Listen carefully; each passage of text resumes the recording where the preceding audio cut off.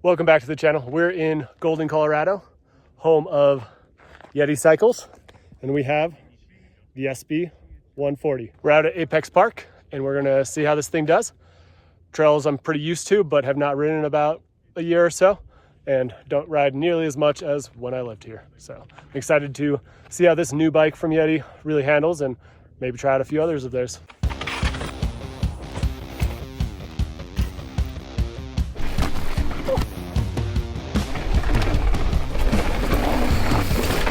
If you're subscribed to my channel, you already know I've posted the reviews for the Yeti SB165 and the 120 Lunch Ride. If you aren't subscribed, please do. I have new videos every Friday.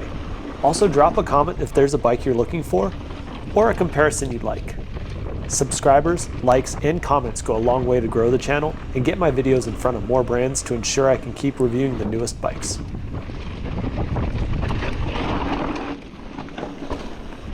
There are so many good all-mountain trail bikes these days, and these bikes that try to strike the perfect 50-50 of uphill and downhill performance have widened their abilities at both ends. They truly descend better than in the past and climb better, often easier than older XC bikes. Yes, they may not be as light as before, but climbing is about more than weight.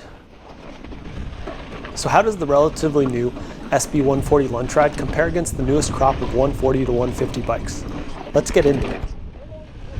This is the bike I'm riding. This is the Lunch Ride build, and what that means is more fork travel at 160 millimeters with a better damper, heavier duty brakes, and more meat on the rear tire, but inexplicably not a heavier duty casing. Like all the bikes Yeti is demoing, this is another near top spec with a price to match, $9K, ugh. And that's without the carbon wheel option. But what else do you get? EXO transmission performed flawlessly, Fox factory suspension front and rear, and the Lunch Ride options have the newest Grip X2 dampers, solid DT Swiss wheels, a cockpit made up of a carbon Yeti bar with 35 millimeters of rise, Bergtech stem, and a Fox transfer dropper. With stopping brought to you by SRAM Code RSC brakes and Maxxis rubber. I'm not sure if we'll see Mavens on this bike in the future, but I am again disappointed by the EXO casing in the tires, especially on the burlier Lunch Ride build. A quick touch on the Geo, the Reach is a nice and modern 480 with a complementary 77-degree effective seat angle, but the head angle is a tad conservative at 65 degrees, and as with other Yetis I've reviewed, the stack is on the low side. Overall, things worked well together, but what's that going to mean on the trail?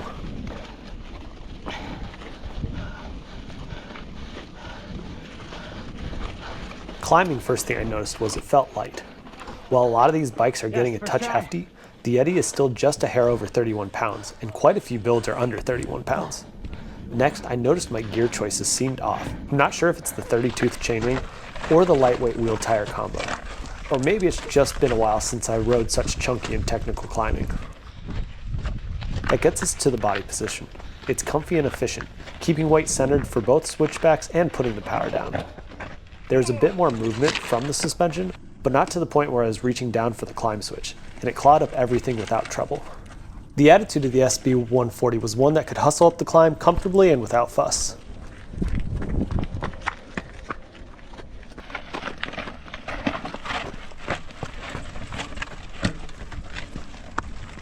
Let's get into the fun stuff.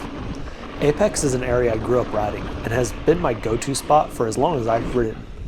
This is a rough trail that's ruthless on bikes. That said, it's a place you can always find speed if you have the energy and commitment. The SB140 Switch Infinity ate up the rocks. I have flatted and broken many a rim here, and so I was a bit conservative and ran the tires rather firm.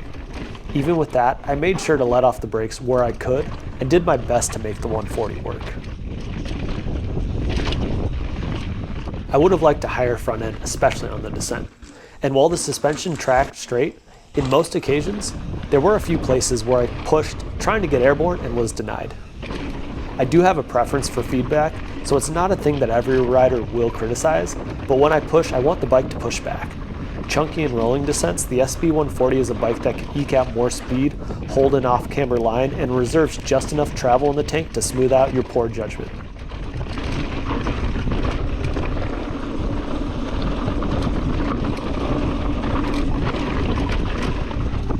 Whoa!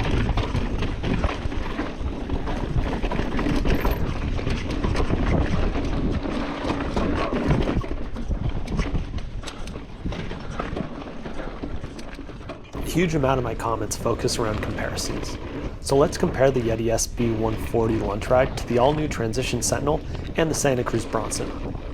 This is the kind of bike that can make a good argument based on where you live and what you want to get into.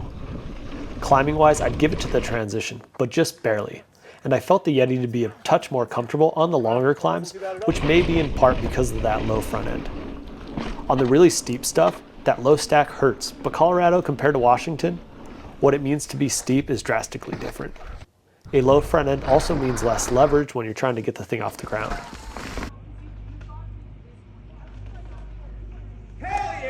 I feel the new Bronson's suspension to have a similar feeling when pumping, but because of that low front, it required a touch more effort in the corners and on the jumps. So descending, you get more feedback and agility out of the new Transition Sentinel, but with both the Yeti SB140 and the Santa Cruz Bronson, you get that brawn that prefers the heels down straight line. So how's it do in the Loam library? Well, the Loam scores 40 out of 50, putting it here against relevant bikes. Climbing-wise, the body position is comfy and efficient, traction is plentiful, but the suspension itself had more unwanted movement than I'd like. When it came to switchbacks, that body position really shined, as did the shorter back end and overall shorter wheelbase. Descending was confident, especially when things were chunky, but conversely, I would have liked more energy out of the bike for corners and jumps. Quality was again top tier, but the prices definitely make it a hard case for value.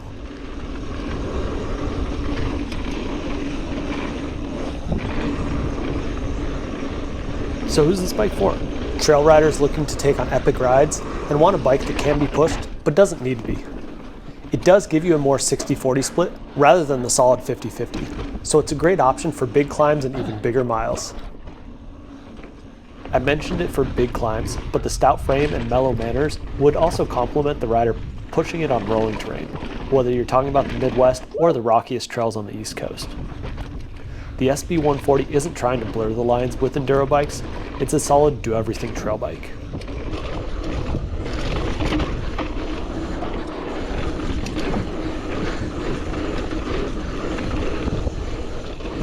Final thoughts. The Yeti SB140 Lunch Ride is a solid and handsome bike. The construction leaves little to be desired and the Colorado roots run deep. While the suspension reminded me of the new Santa Cruz Bronson, what this bike did best made me think of the Forbidden Druid. The Colorado Front Range and Western Slope, similar to Cumberland, is a very chunky and rocky place. Speed is rewarded in that if you don't fall into every hole, it smooths out the terrain. Chunky and rolling descents, the SB140 is a bike that can eke out more speed, hold an off-camber line, and reserves just enough travel in the tank to smooth out your poor judgment. Woo! This is different. Thanks for watching, please subscribe. Hit that like button, and you can watch my other Yeti reviews here. New videos drop every Friday. If you need anything for yourself or your ride, Jensen USA's Black Friday sale is going on now. The link is in the description below. And check out Yeticycles for more information on the SB140. 2024 builds just went on sale. Now get out there, go fast, and take chances. See you next week.